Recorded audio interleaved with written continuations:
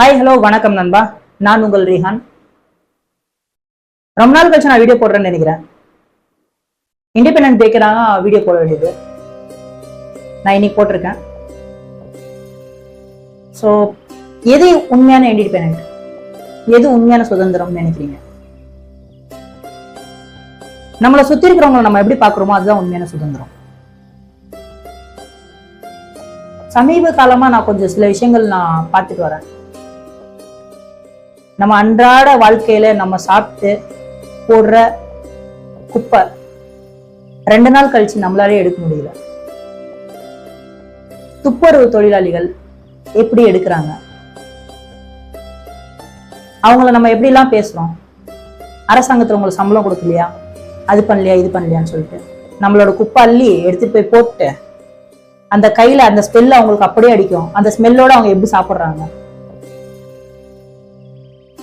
இன்னைக்கு ஒருத்தவங்களை இன்டர்வியூ எடுக்கணும். அந்த இன்டர்வியூல அவங்க என்ன சொல்றாங்க, என்ன பேசுறாங்க, வாங்க வீடியோக்குள்ள போய்.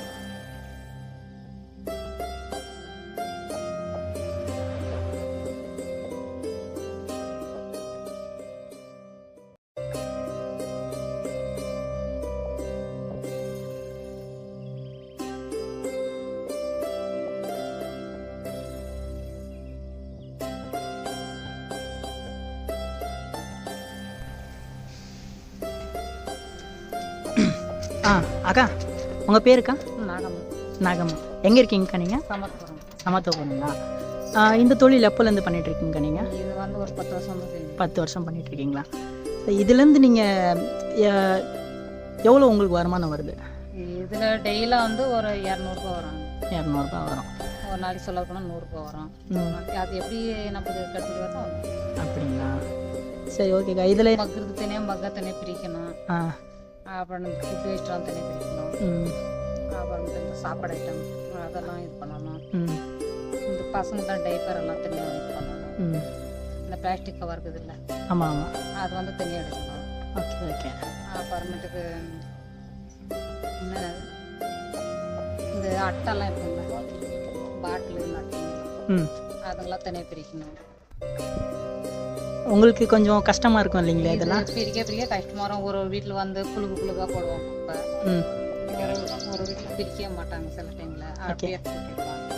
சில டைம் ஒரு வாரம் விட்டு போடுவாங்க. அது எடுக்கிறதுக்கு வாசம் தான் வரும். அது சாப்பிட கூட முடியாது. ஒரு டைம் சில டைம் நாயெல்லாம் எடுக்கணும். அப்படின்ட்டு ரோட்டில் போனாக்கா ஏலிங்கி இந்த பூனை இதெல்லாம் எடுத்துட்டு நம்ம போட்டு. ஸோ இந்த கஷ்டம் வந்து நம்ம புள்ளி வந்து படக்கூடாது, நல்லா படிக்கணும்னு நினைப்பீங்க. கண்டிப்பாக சொல்லி பார்க்கணும். ரொம்ப கஷ்டப்படுறோம். நிறைய மிஷின்ஸ்லாம் வந்துடுச்சு. ஆனால் நம்ம இந்தியாவில் மட்டும்தான் இன்னும் வந்து நம்ம கையால் எடுக்கிற அந்த நிலைமை வந்து எடுக்கணும். அது அப்படி இன்ஃபெக்ஷன் நிறைய வந்துடும் கையில். திரும்பி வந்துட்டு டிபி வர காயில் இருக்குது. அதில் ஒரு பிச்சுன்னு வரோம்னு சொல்ல முடியாது. இந்த வேது மட்டும் வந்துடும். இதில் இந்த குப்பில் எடுக்கும் போது நம்ம டெஸ்ட் எடுக்கும் போது இந்த வாய் வந்து அடிக்கும். சில பேர் உங்களை ஏதாச்சும் பேசுவாங்களா? ஏதாச்சும் ஒருத்தர் சொல்லுவாங்க, நம்ம வந்துட்டு இப்போ நம்ம வந்துடுவோம், அந்த வீட்டில் இருக்க மாட்டாங்க, பக்கத்து வீட்டில் இருக்க மாட்டாங்க, நாங்கள் வீட்டில் தான் இருந்தோம், நீங்கள் ஏன் வரலான்னு கேட்குவாங்க. அது வேறு கம்ப்ளைண்ட் வேறு பண்ணுவாங்க. ஃபோன் போட்டு சூப்பர் ஜெரங்க சொல்லுவாங்க. இல்லை நாங்கள் வந்து போனோம் பக்கத்து வீட்டுக்கு கேளுங்க சொல்லுவாங்க. 4 ஒரு நாளைக்கு வரலாம் 5 நாள் எங்கே சொல்லி போட்டோம். இல்லை உங்களை யாருனாச்சும் தள்ளி நில்லுங்க அந்த மாதிரி ஏதாவது சொல்லியிருக்காங்களா? இதை ஒரு சில பேர் வந்து தூக்கி அப்படி வச்சுட்டு போயிடுவாங்க குப்பை. நாம தான் வந்து எடுக்கணும். ஒருத்தர் கவர் போட்டு எடுத்து வந்து கொடுக்குவாங்க நம்ம கையில். நாம் அந்த குப்பின்னு எதிர்பார்க்க மாட்டோம். அவங்க வந்து ஒருத்தர் வந்து குப்பை இந்த சந்திலே சொல்லாது போனாலே கவர் பிடிச்சி தான் எடுத்து வந்து கொடுக்குவாங்க குப்பை. ஒருத்தர் வந்து அவ்வளோ தொலைவு வந்து எப்படி தூக்கி போட்டுருவாங்க.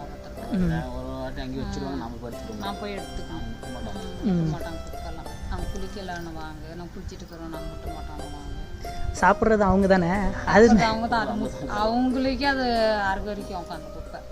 நாங்கள் எடுக்காம போது என்னக்கா நீங்களே அப்படி உங்கள் குப்பை நீங்கள் போடுறதுக்கு இது பண்ணுறீங்க, நாங்களே எப்படி எடுக்கோம்னா இல்லை நாங்கள் ஏதான ஒரு சாக்கு சொல்லிவிடுவோம். இந்த கோயிலுக்கு போனோம் இப்படி அப்படின்ட்டு ஏதான ஒரு சாக்கு சொல்லிடுவாங்க. சொல்ல முடியாது அவங்க. சரி நம்ம நான் என்ன நினச்சிக்க மாட்டேன். சரின்ட்டு அவங்க எதாவது சொல்லி போட்டோம் கூட நம்மளுக்கு என்னான்ட்டு நான் படத்தை நம்ம எடுத்துக்கணும், நம்ம வேலை தானே அதுன்ட்டு நான் போட்டு எடுத்துக்கணும். அக்கா கிட்ட நான் ஒரு கேள்வி கேட்டேன். அந்த கேள்விக்கு அவங்க சொன்ன பதில் நிஜமாலையும் நம்ம அதை பண்ணலையோ, அதை பண்ண தவறிட்டோமோ அப்படின்னு சொல்லிட்டு நான் நினைச்சேன். எதுவும் கிடையாது. ஏதாச்சும் உங்களுக்கு உதவின்னு சொல்லிட்டு நாங்க பண்ணணும்னா என்ன பண்ணணும் அப்படின்னு சொல்லிட்டு கேட்டதுக்கு அவங்களோட பதில் நீங்களே பாருங்க.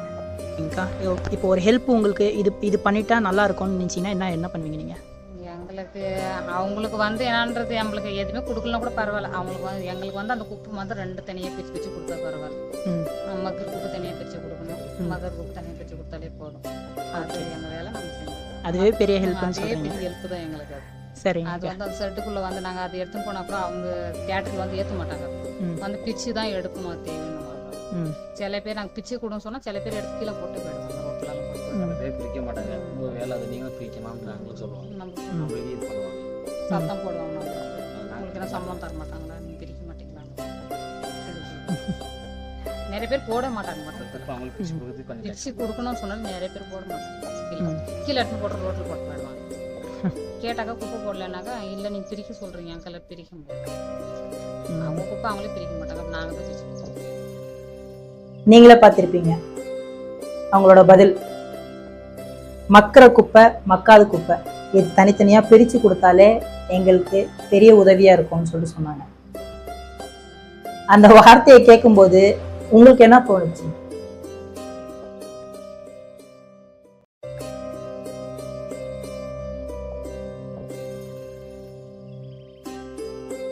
ஜெய் ஹிந்த்.